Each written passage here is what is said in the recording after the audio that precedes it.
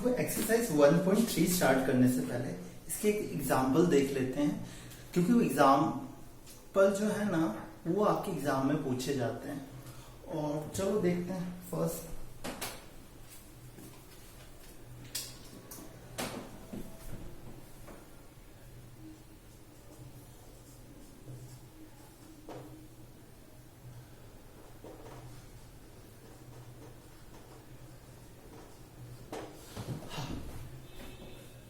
देखो irrational number क्या होता है वो आप लोगों को अच्छे से पता है। क्या होता है जिसको आप p बाई क्यू के फॉर्म में नहीं लिख सकते। पहली बात तो ये आप सीख गए। दूसरा, अगर कोई भी नंबर अगर डेसिमल फॉर्म में है, अगर कोई भी नंबर डेसिमल फॉर्म में है तो उसको आप कैसे पहचानो कि ये रैशनल है कि इरेशनल है। तो उसकी पहचान आपको बता देता हूं। अगर कोई एक नंबर लिखा है मैंने 5 7, अब यहां पर देखो ये नंबर यहां पर 7 पर क्या हो जाता है, एंड हो गया।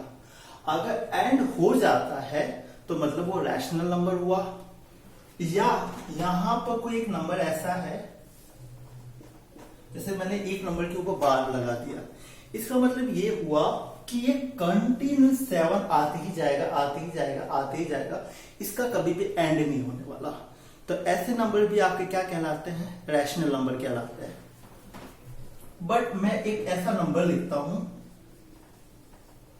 और मैं यहां पर लगाता हूं डॉट डॉट डॉट, इसका मतलब क्या हुआ कि ये नंबर क्या है, इरेशनल नंबर है। इसका हमें कोई पैटर्न नहीं पता कि कितने नंबर के बाद ये रिपीटेशन स्टार्ट करने वाला है और कहां पर जाके ये एंड करने वाला है। ये बात आपको समझ में आ गई। हाँ, अब ये तो आपको पता चल गया कि डेसिमल फॉर्म में अगर नंबर है तो आप पहचान लोगे ना कि इरेशनल नंबर कौन सा है और रैशनल नंबर कौन सा है। ये दोनों रैशनल नंबर में बिलोंग करते हैं और ये वाला जो नंबर है वो इरेशनल नंबर में बिलोंग करेगा। ये बात आपको समझ में आ गई। डेसिमल फॉर्म में है नंबर तो। और दूसरा, अगर कोई नंबर 3/2, 4/5, 5/7 इस टाइप के नंबर है तो वो किस में बिलोंग करेगा, रैशनल नंबर में। और इस फॉर्म में अगर आप नंबर नहीं लिख पाते हो तो वो कैसे नंबर कहलाएगा, इरेशनल नंबर। ये आपको समझ में आता है। अब बट यहां पर क्वेश्चन ये है कि आपको प्रूफ करूं कि √2 क्या है, इरेशनल नंबर है। तो इसमें हमको क्या करना पड़ता है, अजम्पशन लेना पड़ता है और गलत अजम्पशन लेना पड़ता है। और गलत अजम्पशन की हेल्प से हम इसको प्रूफ करेंगे कि हाँ जो हमने अजम्पशन लिया था वो गलत था। कैसे, देखो। हाँ, let suppose √2 is rational number. ये मैंने क्या बोला कि √2 रैशनल नंबर मैंने मान लिया। हाँ, अब रैशनल नंबर है तो ये सभी कंडीशन फुलफिल करेगा, जैसे कि ये p/2 के फॉर्म में होगा, इस फॉर्म में होगा। अब यहां पर मैं ये कंडीशन नहीं लिखूंगा where p³ belongs to integer. अगर मैं ये कंडीशन यहां पर लिख देता हूं तो मैं यहां पर अपने आप को गलत मैंने प्रूफ कर दिया। तो ये वाली कंडीशन तो सबसे पहली बात मैं यहां पर तो नहीं यूज करूंगा। ये कंडीशन अभी मैं यहां पर ये नहीं यूज करूंगा। हाँ, और दूसरा आपको ये बात बताना था, जैसे कि यहां पर देखो 25/20, ये एक रैशनल नंबर है, वो तो आपको पता है क्योंकि 25 और 20 दोनों इंटीजर्स है। बट इन दोनों का को प्राइम क्या आएगा,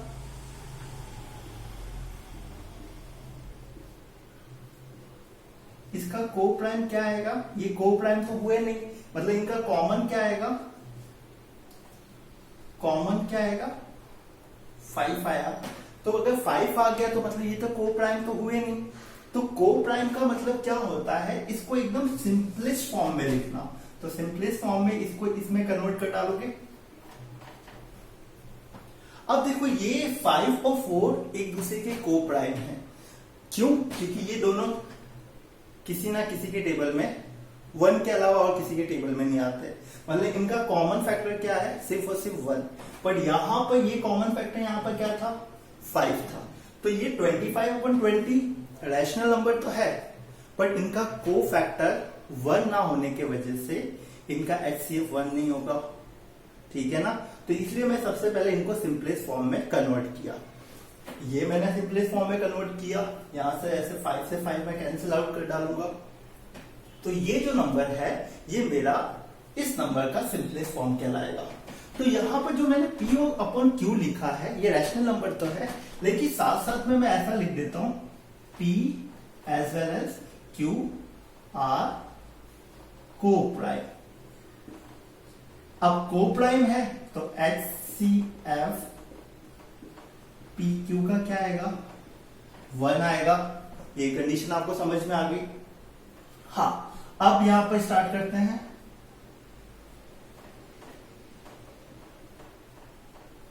ये मेरा क्वेश्चन है, अगर मैं बोथ साइड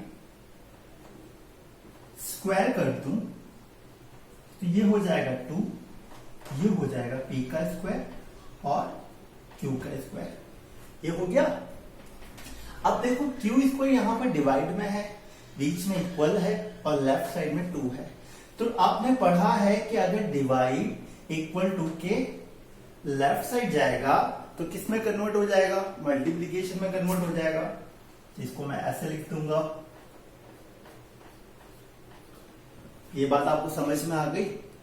अब ऐसे लिखने से हमको क्या पता चलता है, देखो अब यहां पर फिर से समझते हैं। हाँ, अगर कोई आपसे पूछे क्या 25 2 को डिवाइड करेगा कि नहीं करेगा, तो इसके लिए एक्चुअल मैथमेटिक्स क्या बोलता है वो देखो। अगर ये नंबर 2 से डिवाइड होता है तो इसका मतलब अगर मैं इसके मैं फैक्टर करूंगा तो मुझे इसमें 2 दिखने वाला है। अगर 2 नहीं दिखता है इसका मतलब मैं इसको डिवाइड नहीं कर सकता। तो मैं इसको, ये ऐसे क्वेश्चन है तो सबसे पहले मैथ क्या बोलता है, इसको पहले आप देखो कि आपकी जो गिवन क्वेश्चन है क्या वो 2 का फैक्टर है कि नहीं है। हाँ, आप बोलो हाँ फैक्टर है। अगर फैक्टर है तो ही हम उसको कैंसिल आउट करेंगे और बोलेंगे कि हाँ ये 2 इसको डिवाइड करता है। जैसे कि 35, और आपसे बोला है कि क्या 35 को 3 डिवाइड करता है कि नहीं करता, तो आप चेक करोगे 35 को 3 के फैक्टर में कन्वर्ट करो। अगर 3 के फैक्टर में अगर कन्वर्ट होता है तो आप बोलोगे कि ये 3 इस नंबर को डिवाइड करेगा। बट आप देखो 35 को मैं 3 के फैक्टर में नहीं लिख सकता। लिख सकता हूं? नहीं लिख सकता। अब नहीं लिख सकता तो मतलब मैं ये बोलूंगा कि यहां पर 3 इसको डिवाइड नहीं करने वाला। ये बात समझ में आ गई। बट यहां पर आप देखो कि P² इक्वल टू मैंने क्या बोला है, 2 इंटू Q स्क्वायर लिख दिया ऐसा। अब इसका मतलब क्या हुआ कि जो P² है वो 2 को डिवाइड करने वाला है, डिवाइड कर सकता है। इसका मतलब क्या हुआ, P² को हम 2 के फैक्टर में लिख सकते हैं। अच्छा, अब यहां से ध्यान से स्टार्ट होता है। अब इसके पहले वाले वीडियो में मैंने एक थ्योरम बताया था कि P अगर प्राइम नंबर है, P अगर A² को डिवाइड कर सकता है तो P आपके A को भी डिवाइड करेगा। तो इससे मुझे क्या पता चला, from theorem two divide, if from theorem क्या बोला था, if two divide P² then 2 also divide P। ये बात हमको पता चल गई थी, ये बात हमको पता चली थी। अगर 2 P² को डिवाइड करता है तो जो 2 है वो P को भी डिवाइड करेगा। ये बात समझ में आ गई।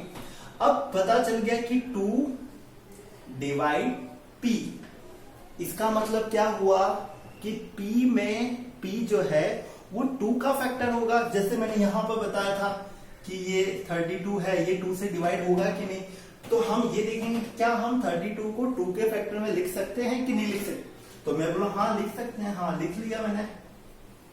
अब मैंने लिख दिया तो तब मैं बोलूंगा कि हाँ इसके फैक्टर में 2 आता है, तो 2 से 2 कैंसिल आउट हो जाएगा और फिर मैं बोल सकता हूं कि हाँ मैं इसको डिवाइड कर सकता हूं। तो P 2 है, P को डिवाइड कर सकता है। इससे क्या हमको इंप्लाइज पता चलता है, P के अंदर कुछ ऐसी वैल्यू होगी। क्या P के अंदर ऐसी कुछ वैल्यू होगी। देखो यहां पर आपको समझना है तो आप ऐसे समझ सकते हो, where P and C both are integer. कैसे, देखो इसका मतलब क्या है, आपसे किसी ने पूछा कि क्या 32 को आप 32 को 2 डिवाइड कर सकता है कि नहीं, तो आप क्या बोलोगे, देखोगे कि इसको मैं फैक्टर में कन्वर्ट कर सकता हूं।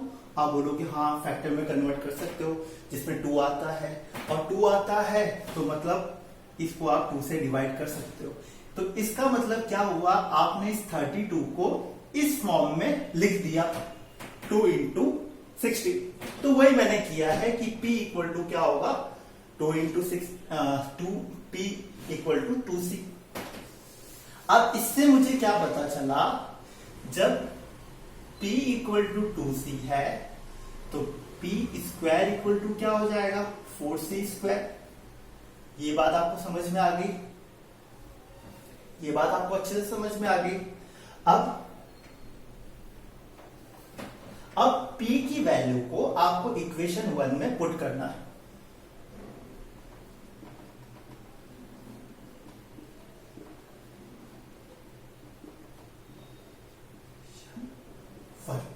तो आप देखोगे 2Q square equal to P square की जगह पर क्या लिखूंगा, 4C स्क्वायर। तो इसका मतलब क्या होगा, Q स्क्वायर इक्वल टू क्या हो जाएगा, 2C स्क्वायर। ऐसा लिख सकते हैं। अब यहां से भी आपको पता चलता है, अब देखो फिर से हम थ्योरम लगाएंगे। हाँ,